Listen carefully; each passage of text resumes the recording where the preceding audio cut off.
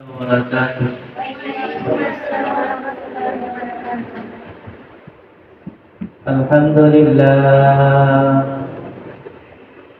الحمد لله الذي جعل الشمس والقمر بحسبان والنجم والشجر يسجدان وفطر زمانا على زمان كما فطر مكانا على مكان وإنسانا على إنسان ونشهد أن لا إله إلا الله وحده لا شريك له ونشهد أن محمدا عبده ورسوله أرسله بالحق بشيرا ونذيرا وداعيا إلى الله بإذنه وسراجا منيرا أما بعد فأعوذ بالله من الشيطان الرجيم بسم الله الرحمن الرحيم يا أيها الذين آمنوا كتب عليكم الصيام كما كتب على الذين من قبلكم لعلكم تتقون وقال تعالى شهر رمضان الذي أنزل فيه القرآن هدى للناس وبينات من الهدى والفرقان وقال رسول الله صلى الله عليه وسلم بني الإسلام على 5 شهادة أن لا إله إلا الله وأن محمدا رسول الله وإقام الصلاة وإيتاء الزكاة والحج وصوم رمضان صدق الله مولانا العظيم وصدق رسوله النبي الكريم ونحن على ذلك لمن الشاهدين والشاكرين والذاكرين والحمد لله رب العالمين اللهم صل على سيدنا محمد وعلى آل سيدنا محمد كلما ذكره الذاكرون وكلما غفل عن ذكره الغافلون اللهم صل على محمد وعلى آل محمد كما صليت على إبراهيم وعلى آل إبراهيم إنك حميد مجيد اللهم بارك على محمد وعلى آل محمد كما باركت على إبراهيم وعلى آل إبراهيم إنك حميد مجيد سبحانك لا علم لنا إلا ما علمتنا إنك أنت العليم الحكيم الحمد لله আল্লাহ রব্বুল আলামিনের কাছে অসংখ্য অগণিত শুকরিয়া যে আল্লাহ রব্বুল আলামিন আমাকে আপনাকে দ্বীনের নিসবতে দাওয়াত ও তাবলীগের নিসবতে কোরআনে কারীমের নিসবতে জিকির ও ফিকিরের নিসবতে রব্বুল আলামিন পবিত্র মাহে রমজানের প্রথম জুমায় আমাদেরকে আল্লাহ পাক রব্বুল আলামিনের ঘরে আসবার বসবার তৌফিক দান করেছেন, এই জন্য সবাই অন্তর থেকে শুকরিয়া আদায় করি আলহামদুলিল্লাহ। আমাদের মতো অনেক মানুষ ছিল, ওদের থেকে যাচাই করে বাছাই করে মহাব্বত করে ভালোবেসে আল্লাহ পাক রব্বুল আলামিন আমাদেরকে রব্বে কারীমের ঘরে আসবার বসবার তৌফিক দান করেছেন, এই জন্য অন্তর থেকে আবার শুকরিয়া আদায় করি আলহামদুলিল্লাহ। রব্বুল আলামিন বলেন, বান্দা তুমি যখন আমার নিয়ামত পাইবা নিয়ামতের কদর করবা। যদি নিয়ামতের কদর করো আমি আল্লাহ পাক রব্বুল আলামিন তোমার নিয়ামতকে বাড়িয়ে দিব। আর যদি তুমি নিয়ামত পাইয়া নিয়ামতের কদর না করো আমি আল্লাহ পাক রব্বুল আলামিন তোমার থেকে নিয়ামতকে ছিনিয়ে নিব এবং কঠিন আযাব দ্বারা তোমাকে গ্রেফতার করব। তো সুখে থাকি দুঃখে থাকি যে কোন অবস্থায় থাকি না কেন রব্বুল আলামিনের নিকট নিয়ামতের কদর করো। আমি খুতবার মধ্যে দুইখানা আয়াত তেলাওয়াত করলাম। রব্বুল আলামিন যদি আমাকে তৌফিক দান করে অল্প সময়ের মধ্যে কোরআন ও হাদিস থেকে দুই চারটা কথা বলবো ইনশাআল্লাহ। আমাদের সামনে যে রমজান মাস, আমরা যে রোজা রাখতেছি, এই রোজা কোথায় থেকে আসলো? আল্লাহ পাক রব্বুল আলামিন আমার আপনার নবীর উপর কিভাবে এই রোজা দিলেন? আজকে আমার কথা হলো রোজা সম্পর্কে। বুখারী শরীফের মধ্যে আসছে যে হযরত আব্দুল্লাহ ইবনে মাসউদ রাদিয়াল্লাহু তাআলা আনহু হইতে বর্ণিত, উনি বলেন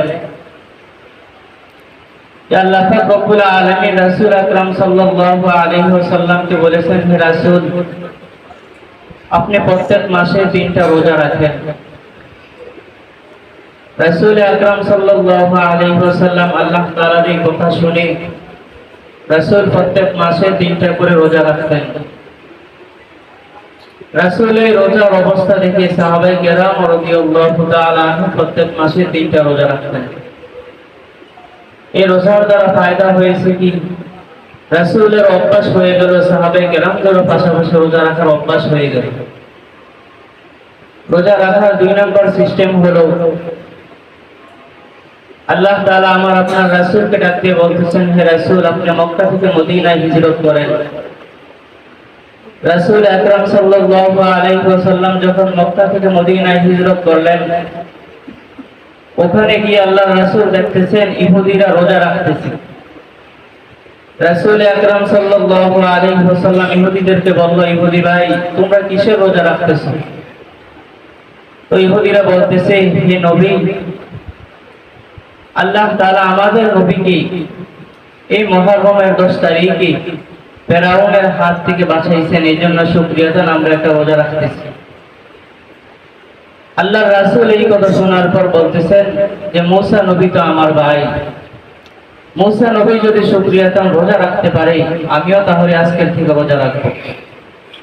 আল্লাহর রাসূল সাল্লাল্লাহু আলাইহি ওয়াসাল্লাম সাহাবায়ে কেরামদেরকে বলতেছেন, হে সাহাবায়ে কেরাম আমার ভাই মুসা নবী এই দিনে মুহররমের 10 তারিখে একটা রোজা রেখেছে, আমরা এই মুহররমের 10 তারিখে আজকের থেকে রোজা রাখবো।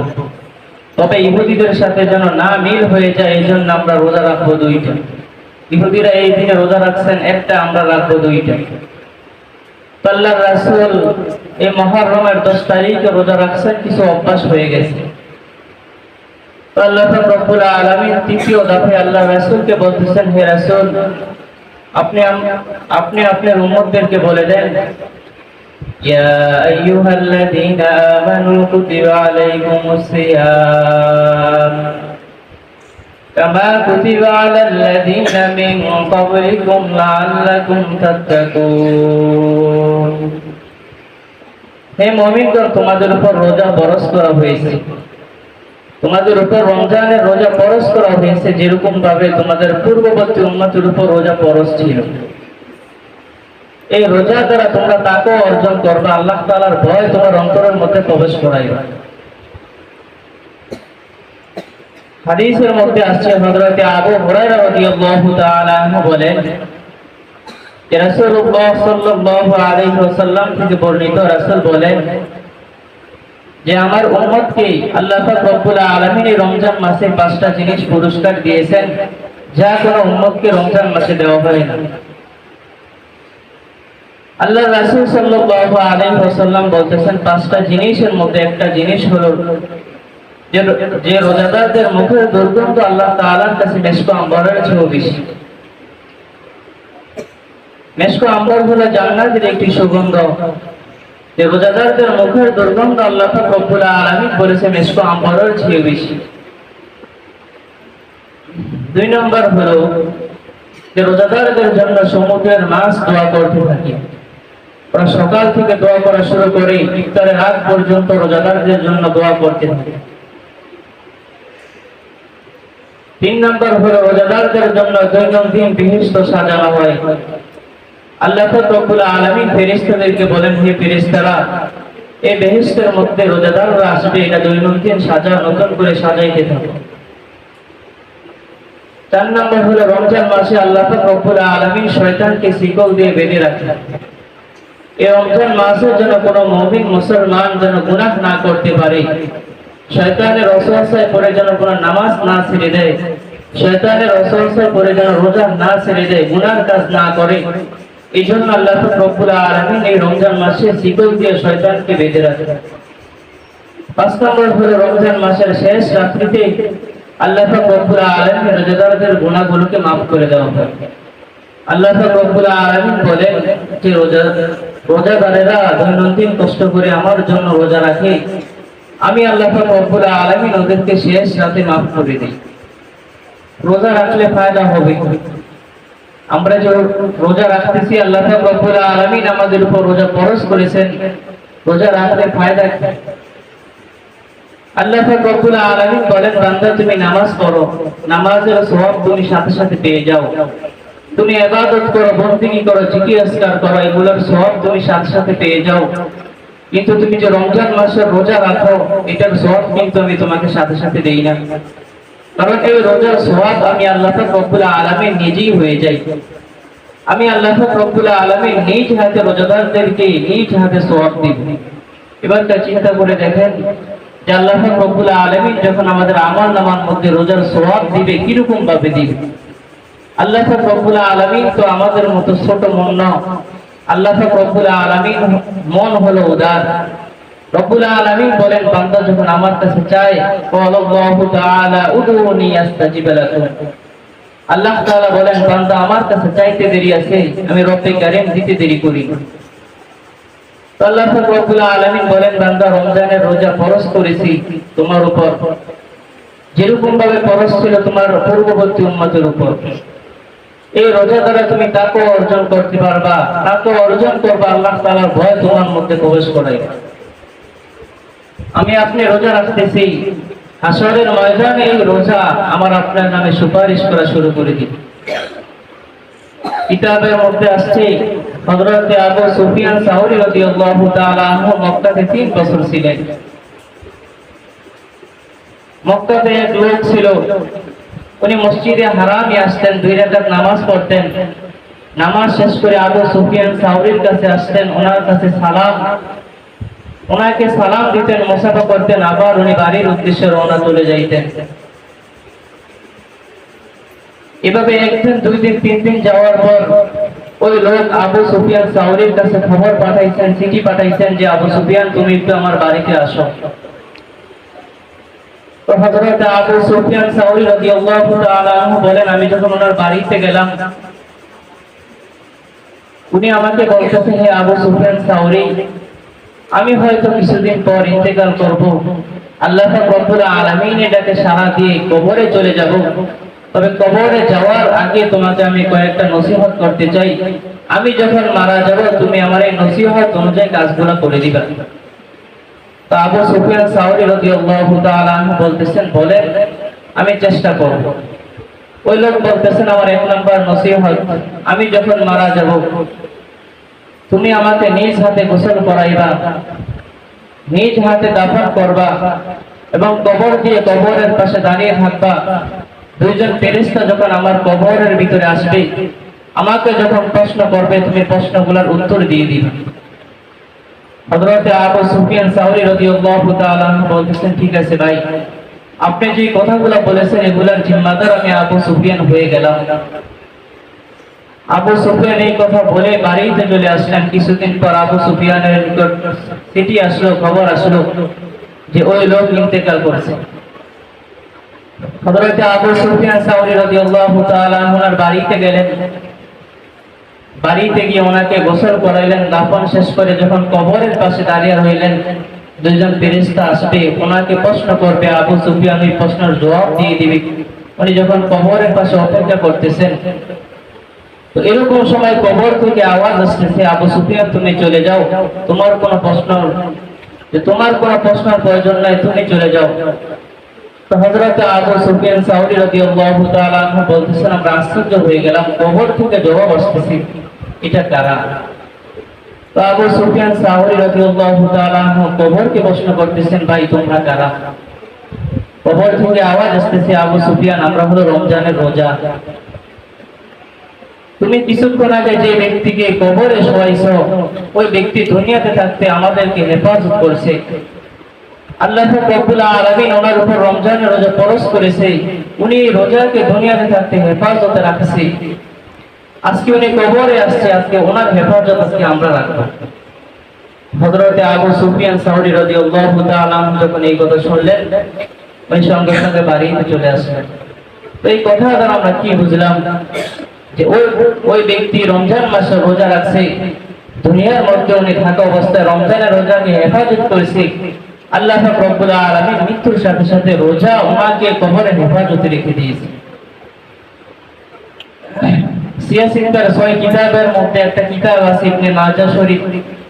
ওই ইবনে মাজাহ শরীফের মধ্যে সহিহ সনদ একটা হাদিস আছে যে হযরত তালহা রাদিয়াল্লাহু তাআলা আনহু বলেন যে একসাথে দুইজন লোক নতুন মুসলমান হয়েছে। একজন সবসময় যুদ্ধের ময়দানে গিয়ে যুদ্ধ করতেন, আরেকজন অসুস্থ, উনি সবসময় ইবাদত থাকতেন, উনি সবসময় আল্লাহ ওয়ালা, উনি সবসময় জিকির করতেন। তো হযরত তালহা রাদিয়াল্লাহু তাআলা আনহু বলেন যে আমি একদিন স্বপ্নে দেখি যে ব্যক্তি যুদ্ধের ময়দানে গিয়ে শহীদ হয়ে গেছে, আর যে ব্যক্তি 1 বছর পর মারা গিয়েছে, যে ব্যক্তি যুদ্ধের ময়দানে গিয়ে শহীদ হয়েছে, ওনার আগে যে ব্যক্তি 1 বছর পর মারা গিয়েছে উনি জান্নাতে চলে গিয়েছে। তো হযরত তালহা রাদিয়াল্লাহু তাআলা আনহু বলতেছে, আমি তো শুনেছি যে ব্যক্তি জিহাদ করে ওনার সম্মান অনেক হয়, কিন্তু আমি আজকে উল্টা দেখলাম, ওই ব্যক্তি জিহাদে গিয়ে শহীদ হয়েছে, ওনার কোনো সম্মান নাই, উনি পরে জান্নাতে প্রবেশ করেছে। আর যে ব্যক্তি কোনো জিহাদে শরীক হয় না, যে উনি আগে জান্নাতে প্রবেশ করেছে। এটার কারণ পুরো মক্কার মধ্যে হই হই রই রই আল্লাহর রাসূলের কাছে যখন এই খবর গেল যে ইয়া রাসূলুল্লাহ, আপনার দুইজন সাহাবী একসাথে নতুন মুসলমান হয়েছেন, যে একজন সাহাবী সব সময় যুদ্ধের ময়দানে শহীদ হইতেন, যুদ্ধের ময়দানে যাইতেন, যুদ্ধ করতেন, আপনার আরেকজন সাহাবী ইবাদত করতেন, বন্দেগী করতেন।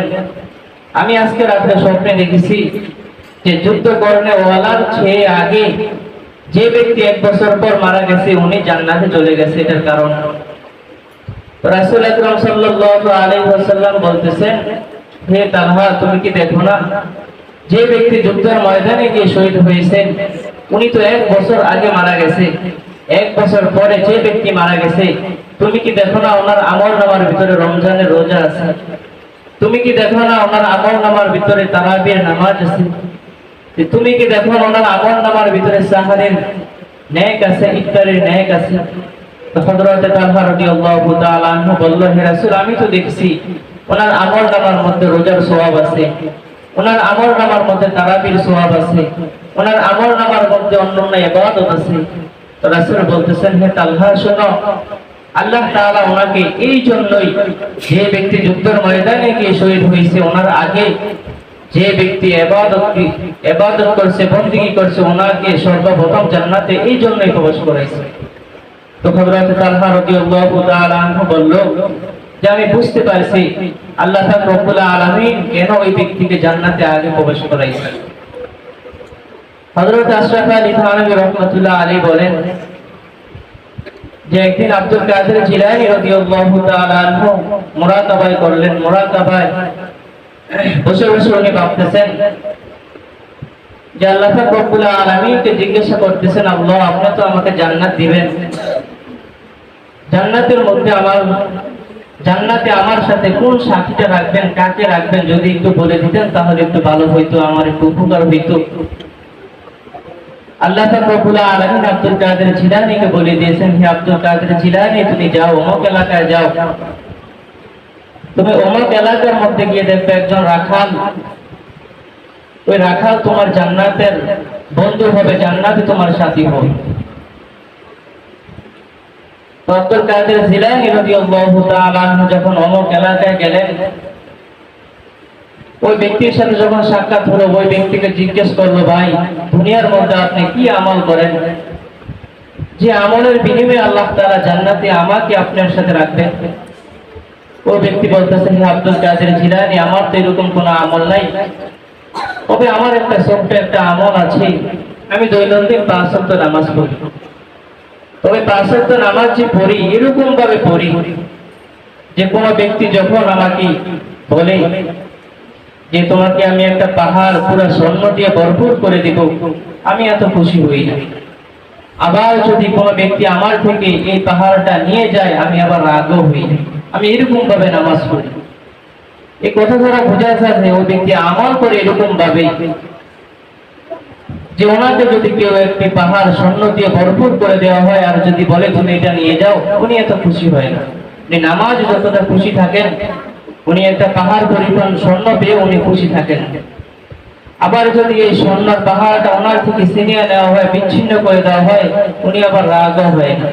কারণ নামাজ তো এরকম ভাবে উনি পড়তেছেন, উনি তো নামাজের মধ্যে আল্লাহ রব্বুল আলামিনকে মহব্বত করে ফেলতেছেন। আশরাফ আলী থানভী রাহমাতুল্লাহ আলাইহি বলেন, যখন কোনো ব্যক্তি এরকম ভাবে নামাজ পড়বে, ওনার সাথে আল্লাহ রব্বুল আলামিনের সাথে মহব্বত ঘটে যাবে। তো আমরা রোজা রাখতেছি, রমজানের রোজা রাখতেছি, আল্লাহ তাআলা ফরজ করেছেন আমাদের উপর। আল্লাহ তাআলা বলেন, বান্দা তুমি যখন রমজানের রোজা রাখো, এটার আমলনামা তোমার সওয়াব আমি আল্লাহ তাআলা নিজ হাতে দিব। আর যদি তুমি রমজান মাসের রোজা পাইছো কিন্তু রাখো না, তাহলে শোনো তোমাকে আমি অনেক শাস্তি দিব। এর মধ্যে একটা শাস্তি হলো, আল্লাহ রাসূলের সাহাবী হযরত উমামা রাদিয়াল্লাহু তাআলা আনহু বলেন যে আমি একদিন ঘুমন্ত ছিলাম, দুজন ব্যক্তি আমার নিকট আসলো আর বলতেছেন, হে উমামা ঘুম থেকে উঠো, তুমি আমার সাথে পাহাড়ে আসো। তো উমামা বলতেছে, ভাই আমি তো পাহাড়ের উপর উঠতে পারবো না। ওই দুজন ব্যক্তি বলতেছে, আসো তোমাকে আমরা ধরে ধরে পাহাড়ের উপর উঠাই। ওই দুজন ব্যক্তি যখন আল্লাহ রাসূলের সাহাবী হযরত উমামাকে যখন পাহাড়ের উপর উঠাইলেন, তো হযরত উমামা বলতেছেন, আমি একটা ভয়ঙ্কর আওয়াজ শুনতে পাইলাম। আমি ওই দুই ব্যক্তিকে জিজ্ঞেস করলাম, ভাই এটা কিসের আওয়াজ? ওই দুই ব্যক্তি এই কথার জবাবে বলতেছে, এটা হলো জাহান্নামীদের আওয়াজ। আমি আবার একটু সামনে গেলাম, আবার একটু সামনে যাওয়ার পর আমি দেখতেছি কিছু লোকের পাগুলা মোটা, ওদেরকে পাগুলা ঝুলিয়ে রাখা হয়েছে, ওদের মুখগুলাকে ছিঁড়িয়ে রক্ত বাহির হইতেছে মুখ দিয়ে। আমি ওই দুই লোককে প্রশ্ন করলাম, ভাই ওরা কারা? ওদেরকে আল্লাহ রব্বুল আলামিন এরকম শাস্তি দিতেছে কেন? ওদের পাগুলা উপরে ঝুলিয়ে মাথাগুলা নিচে দিয়ে রাখছে কেন? তো ওই লোক জবাব দিতেছে, হে আল্লাহ রাসূলের সাহাবী উমামা, শোনো, আল্লাহ তাআলা রমজানের রোজা ওদের উপর ফরজ করেছেন, কিন্তু ওরা রমজান মাসে আজান দেওয়ার আগে ইফতারি করে ফেলতো, অর্থাৎ ওরা বেরোজারই ছিল, ওরা রোজাদার হয় না, ওরা দুনিয়ার মধ্যে রোজা রাখে না। আল্লাহ রাসূলের সাহাবী উমামা বলতেছেন, আল্লাহ আপনি আমাদেরকে এই সমস্ত লোক থেকে হেফাজত রাখেন, এই সমস্ত লোক থেকে আপনি আমাদেরকে বাঁচিয়ে রাখেন। তো আমরা রোজা রাখতেছি, রোজা কাদের উপর ফরজ? রোজা তো রাখতেছি, রোজা কাদের উপর ফরজ? রোজা হলো তিন সমস্ত মানুষের উপর হলো রোজা ফরজ। এক নম্বর হলো রোজা রাখার জন্য মুসলমান হওয়া। কোন হিন্দু, খ্রিস্টান, বৌদ্ধ রোজা রাখতে পারবে না। রোজা রাখবে কারা? শুধু মুসলমান রোজা রাখবে, মুমিন যারা ওরাই রোজা রাখবে। দুই নম্বর হলো রোজা রাখতে আকলমান, যাদের আকল আছে, আল্লাহ তাআলা যাদেরকে বুঝ শক্তি দিয়েছে, রোজা রাখবে ওরা। তিন নম্বর হলো যারা বালেগ, ওরা রোজা রাখবে। মাসালা পাওয়া যায় যদি কোনো লোক যদি বালেগ না হয়, কোনো বাচ্চা যদি বালেগ না হয়, তবে ওনার শরীর যদি ভালো থাকে, পুষ্ট থাকে, যে উনি রোজা রাখতে পারবে। উনি এখনো বালেগ হয় না, তবে উনি রোজা রাখতে পারবে, তবে ওনার জন্য রোজা রাখার হুকুম আছে, তবে প্রান্ত পারবে, কোনো সমস্যা নেই। তো আল্লাহ রাব্বুল আলামিন বলেন, বান্দা তোমার উপর রোজা ফরজ করেছি এবং প্রতিজ্ঞা করেছি, যে ব্যক্তি রোজার জিম্মাদার হয়ে যাবে, আমি আল্লাহ রাব্বুল আলামিন তার জিম্মাদার হয়ে যাব। আল্লাহ রাব্বুল আলামিন মুমিনদেরকে রমজান মাসে সুযোগ করে দিয়েছেন। রব্বুল আলামিন বলেন, কোন মুমিন যদি রমজানের বাইরে 70টা ফরজ আদায় করে, আর এই রমজানের ভিতরে যদি একটা ফরজ আদায় করে, আমি আল্লাহ রাব্বুল আলামিন একটা ফরজের বিনিময়ে রমজানের বাইরে 70টা ফরজের সওয়াব তার আমলনামার মধ্যে লিপিবদ্ধ করে দিই। রব্বুল আলামিন আরো বলেন যে কোন ব্যক্তি যদি রমজান মাসে একটা নফল আদায় করে, আমি আল্লাহ রাব্বুল আলামিন রমজানের বাইরে যদি একটা ফরজ আদায় করত, ওই ফরজের সওয়াব তার আমলনামার মধ্যে লিপিবদ্ধ করে দিই। রব্বুল আলামিন আমাদেরকে রমজানে সুযোগ করে দিয়েছেন আর বলে দিয়েছেন, হে উম্মতে মুহাম্মাদি, তোমরা ইবাদত করো, বন্দেগী করো। কারণ তোমাদের পূর্ববর্তী উম্মতের হায়াত ছিল অনেক, ওরা অনেক হায়াত পেয়ে ওরা অনেক ইবাদত করত, বন্দেগী করত, কিন্তু উম্মতে মুহাম্মাদের হায়াত মাত্র 60 থেকে 70 বছর হায়াত। এই হায়াতের মধ্যে আমি জানি তোমরা অল্প হায়াতে বেশি ইবাদত করতে পারবা না। এই জন্য তোমাদেরকে আমি কয়েকটা দিন দিয়েছি, কয়েকটা রাত্র দিয়েছি। এই দিনের মধ্যে, রাত্রের মধ্যে যখন ইবাদত করবা, আমি আল্লাহ রাব্বুল আলামিন তোমাদের ইবাদতের মধ্যে বরকত দিয়ে দিব, তোমাদের নেক আমলের মধ্যে বরকতে ভরপুর করে দিব। তো আল্লাহ রাব্বুল আলামিন বলেন যে রমজান মাস আমি যেরকম দামি বানাইছি, কোরআনে কারীমের জন্য কিন্তু দামি বানাইছি। এই রমজান মাসে আমি কোরআনে কারীম অবতীর্ণ করেছি। রব্বুল আলামিন বলেন যে আমি রমজান মাসে রহমতের দরজাগুলোকে খুলে দিয়েছি, মাগফিরাতের দরজাগুলোকে খুলে দিয়েছি, নাজাতের দরজাগুলোকে খুলে দিয়েছি। যার যেটা দরকার আমার কাছে চাও, রব্বুল আলামিনের কাছে চাইবা, আমি আল্লাহ পাক রব্বুল আলামিন সাথে সাথে তোমাকে দিয়ে দিব।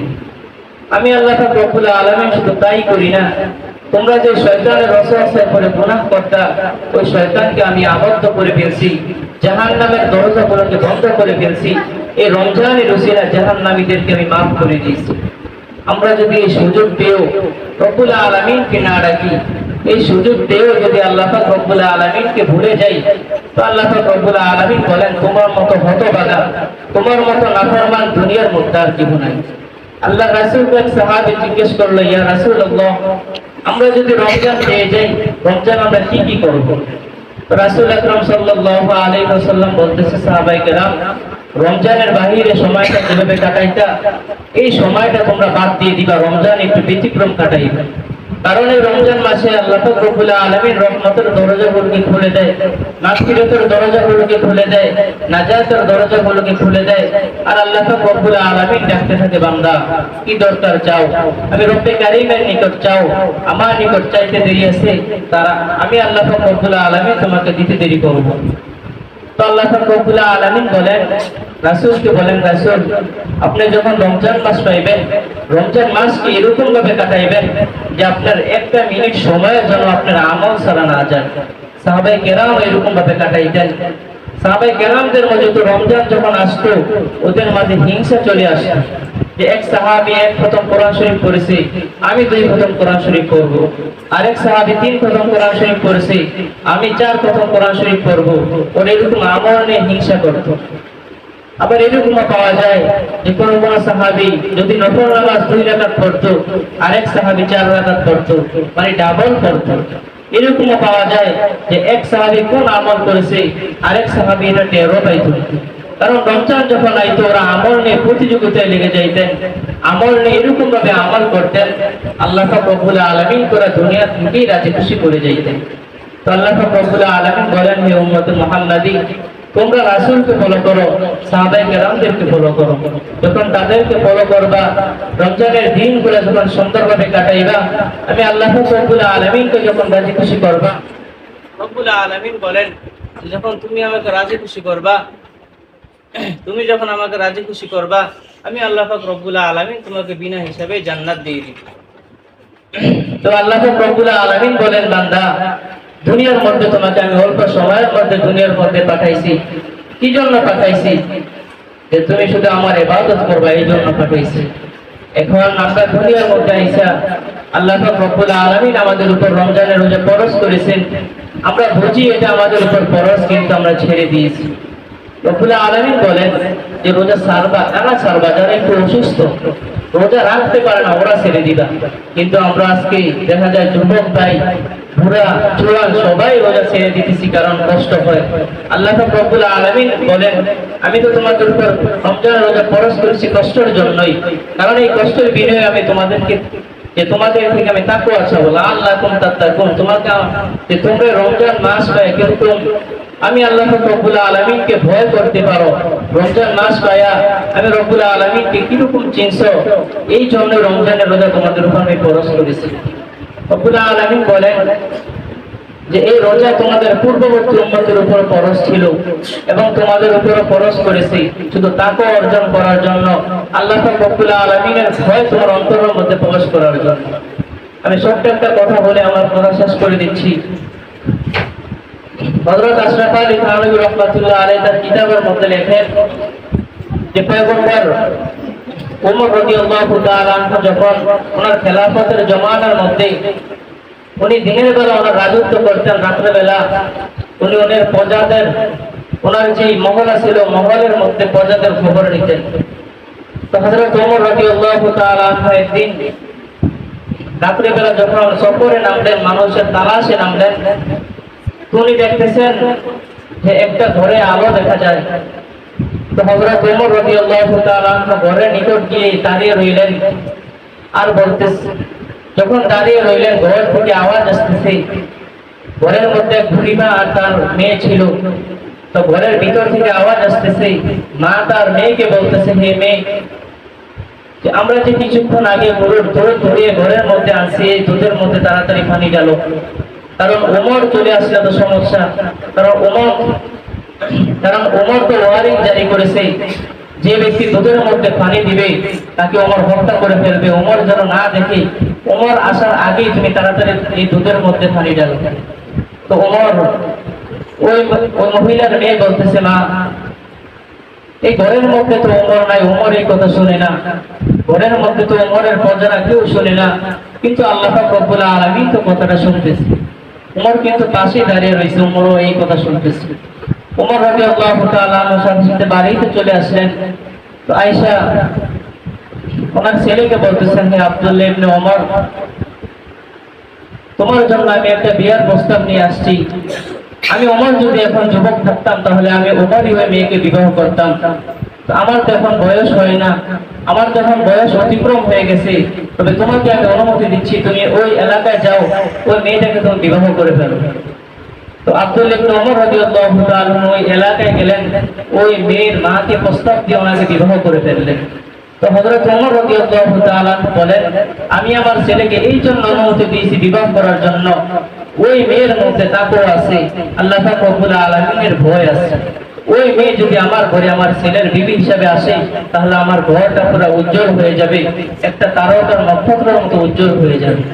তো আল্লাহ পাক রব্বুল আলামিন আমাদেরকে রমজানের রোজা যেরকম ভাবে ফরজ করেছেন, এই রমজানের রোজার হক অনুযায়ী আদায় করে রাখার তৌফিক দান করুন। এবং আল্লাহ পাক রব্বুল আলামিন বলেছেন, লাআল্লাকুম তাত্তাকুন, পরিপূর্ণ ভয় তোমার মধ্যে ঢুকাও, রমজানের ভয়। রমজান মাস পাইছো, তোমার মধ্যে এই রমজানের ভয় ঢুকাও। আমি আল্লাহ পাক রব্বুল আলামিনের ভয় তোমার মধ্যে ঢুকাও। আল্লাহ পাক রব্বুল আলামিন আমাদের সবাইকে রব্বুল আলামিনের ভয় ঢোকার তৌফিক দান করুক। সবাই বলে আমিন। যারা সুন্নাত পড়ে নেন তারা সালাত সুন্নাত পড়ে।